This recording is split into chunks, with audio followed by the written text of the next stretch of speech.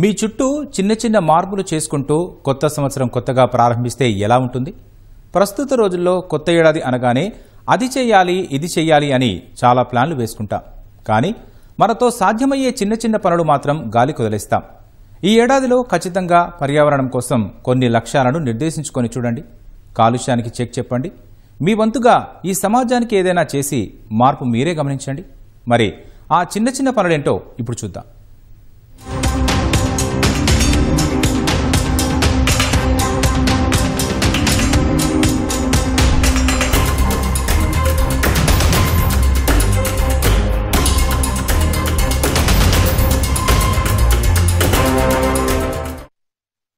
కొత్త ఏడాదిలోకొచ్చేశాం. కొత్తగా డేట్ మారింది. మరి మనలో మార్పు మొదలైందా అనేది మనకు మనం చెక్ చేసుకోవాలి. సరే, ఈరోజు మొదటి రోజు కదా అనుకున్నా రేపటి నుంచి ఏం చేస్తారు? కొత్త ఏడాదిలో మీకోసం మీరేమైనా చేసుకున్నా ప్రకృతి కోసం మాత్రం కాస్త చెయ్యండి. ఎందుకంటే అదే వాతావరణంలో మనం కూడా బతుకుతున్నాం కాబట్టి. ఈ ప్రపంచం ఎదుర్కొంటున్న అతిపెద్ద ముప్పు కాలుష్యం ఏడాదికేడాది పెరుగుతోంది. దీన్ని తగ్గించాలని చాలా ప్రయత్నాలు జరుగుతున్నా చేసేవాళ్లు తక్కువగా ఉన్నారు. నాశనం చేసేవారు ఎక్కువయ్యారు. కానీ కొత్త సంవత్సరంలో మనమంతా ఒక ప్రతిజ్ఞ తీసుకొని మన కోసం, మన రేపటి తరం కోసమని ఏదైనా చేస్తే ఎంత బాగుంటుంది?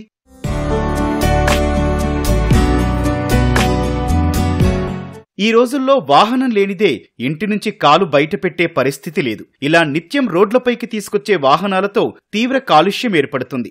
మనకు తెలియకుండానే మన ఆరోగ్యంతో పాటు ఇతరుల ఆరోగ్యం కూడా పాడైపోతోంది. మరి దీనికి కొత్త ఏడాదిలో చెక్ పెడదామా? ఇప్పుడు చెక్ అంటే వెంటనే బైక్ లేదా మీ కారు వినియోగించకండి అని కాదు. మీకు అత్యవసరం అయితేనే రోడ్డుపైకి తీసుకురండి అని. కొత్త ఏడాదిలో సాధ్యమైనంత ఎక్కువ ప్రజా రవాణాను వినియోగించండి. ఇలా ఒక నిర్ణయం తీసుకోండి. అలాగే కొత్త ఏడాదిలో వాహనాలు కొనాలని భావించేవారు పర్యావరణ హిత ఎలక్ట్రిక్ వాహనాల వైపు మొగ్గు చూపండి. తద్వారా మనవంతుగా కాస్త కాలుష్యాన్ని తగ్గించినట్టు ఉంటుంది. లేదంటే మన ప్రాంతాలు కూడా మరో ఢిల్లీని తలపిస్తాయి. ప్రభుత్వాలు కూడా ప్రజలంతా ప్రజా రవాణాను ఎక్కువగా వినియోగించేలా ప్రోత్సహించాలి. వాటి సంఖ్య పెంచాలి. కావాల్సిన రాయితీలివ్వాలి. అలా అయితేనే మన ఈ లక్ష్యం నెరవేరుతుంది. 2025తో మొదలయ్యే ఈ మార్పు ప్రతి ఏడాది కొనసాగేలా మనమే ఒక కఠిన నిర్ణయాన్ని తీసుకోవాలి. దానికనుగుణంగా నలుగురిని ప్రోత్సహించాలి. ఫాజిల్ ఫ్యూయల్స్ తక్కువ వాడాలి, ఎక్కువగా మొక్కలు వేయాలి. అదేవిధంగా సోలార్ ప్లాంట్లు పెట్టుకోవాలి. ప్రతి ఇంటికి ఒక చిన్న ఇల్లు ఉందంటే డాబా మీద సోలార్ ప్యానెల్ పెట్టుకుంటే వాడికి సరిపోయినంత కరెంట్ ఎలక్ట్రిసిటీ వస్తుంది. ఏమాత్రం పొల్యూషన్ ఉండదు. ఏ రకమైన హాని వాతావరణానికి ఉండకుండా సూర్యరశ్మి నుంచి మనకి కరెంట్ పడుతుంది, ఎలక్ట్రిసిటీ పడుతుంది. ఇంకా సూర్యరశ్మి గురించి చెప్పక్కర్లేదు. ఇండియాకి బ్రహ్మాండం 365 రోజులు మనకి సూర్యరశ్మి ఉంటుంది. ఇది ప్రతి ఒక్కరూ ఆలోచించాలి. కొత్త ఏడాదిలో కొత్తగా మనం చెయ్యాల్సిన మరో మంచి పని మొక్కలు నాటడం. మీకు సమయం దొరికినప్పుడు మీ ఇంట్లో కానీ ఇంకెక్కడైనా కొన్ని మొక్కలు నాటండి. వృక్షో రక్షతి రక్షితః అంటారు. అలాంటి వృక్షాలు ఎన్నింటినో నాటి మనతో పాటు ఈ సమాజాన్ని కాలుష్య కోరల నుంచి కాపాడాల్సిన బాధ్యత అందరిపైనా ఉంది. ఇటీవల సీడ్ బాల్స్ కాన్సెప్ట్ కూడా వచ్చింది. దీని ద్వారా కూడా చెట్లు పెంచే ప్రణాళిక చేయొచ్చు. ఇలా మీకు నచ్చిన సమయంలో చెట్లను పెంచే కార్యక్రమం కొత్త ఏడాదిలో ఈ రోజు నుంచే ప్రారంభించండి. అలాగే చుట్టూ ఉండే నలుగురికి అవగాహన కల్పించి వారి చేత కూడా మొక్కలు నాటించే ప్రణాళిక చెయ్యండి. మీరే ఆ మార్పు గమనిస్తారు. కానీ ఇది ఒక్కరు చేయాల్సిన పని కాదు.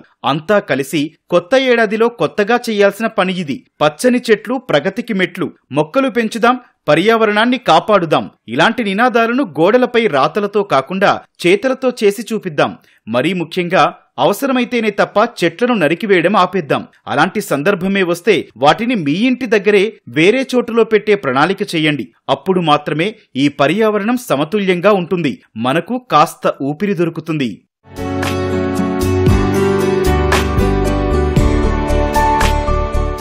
ప్లాస్టిక్ ఇది లేని చోటంటూ లేదు కావచ్చు. ఉదయం లేచినప్పటి నుంచి తిరిగి పడుకునే వరకు ప్లాస్టిక్ వినియోగించని రోజే ఉండదు. అలాంటి ప్లాస్టిక్ కు చెక్ పెడదామా? మరీ ముఖ్యంగా సింగిల్ యూజ్డ్ ప్లాస్టిక్ అరికట్టాలి. ఎందుకంటే అది చేసే నష్టం అంతా ఇంతా కాదు. కాబట్టి కొత్త ఏడాదిలో కొత్తగా ఉండేలా ప్లాస్టిక్ కు దూరంగా ఉందాం అనే నిర్ణయం తీసుకోండి. ఇక నుంచి మీరు కాలు బయట పెడితే ప్లాస్టిక్ మీతో లేకుండా చూసుకోండి. మార్కెట్ కు లేదా ఏదైనా ఇతర ప్రాంతాలకు వెళ్లాలని ముందే అనుకుంటే జూట్ బ్యాగులు వినియోగించండి. అలాగే ప్రత్యామ్నాయంగా టిఫిన్ బాక్సులు లాంటివి వెంట తీసుకెళ్లండి. ఇప్పుడు మార్కెట్లో ఇలాంటివి చాలానే అందుబాటులో ఉన్నాయి. వీటిని వినియోగించడం ద్వారా రోజు పోగవుతున్న ఎంతో కొంత చెత్త తగ్గించవచ్చు. అంతేగాక పర్యావరణం పరంగా మార్పును స్పష్టంగా చూడొచ్చు. అలా కొత్త ఏడాదిలో ప్లాస్టిక్ పై యుద్ధం ప్రకటించి మనతో పాటు మన చుట్టూ ఉన్నవారిని అవగాహన పరుద్దాం.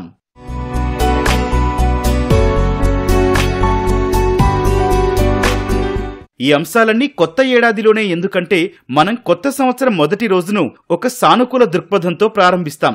అదే రోజున ఇలాంటి నిర్ణయాలను తీసుకుని వాటిని అమలు పరిచేందుకు సిద్ధమవుతాం. అదే ప్రణాళికను మిగతా రోజులకు అమలు పరిచేలా ఒక ఉత్సాహంతో పనిచేస్తాం. కాబట్టి కొత్త ఏడాదిలో మొదటి రోజుకు అనేక ప్రత్యేకతలుంటాయి. ఇలాంటి మార్పులకు మాత్రం మొదటి రోజు నుంచే కసరత్తు ప్రారంభించాలి. మనతో సాధ్యమయ్యే ఈ పనులను మొదట ఒక 21 రోజులు చెయ్యండి. ఆ తర్వాత మీకే ఖచ్చితంగా అలవాటైపోతుంది. తప్పకుండా 22వ రోజు వెళ్లి మీరే ఆ పనిని పూర్తి చేస్తారు.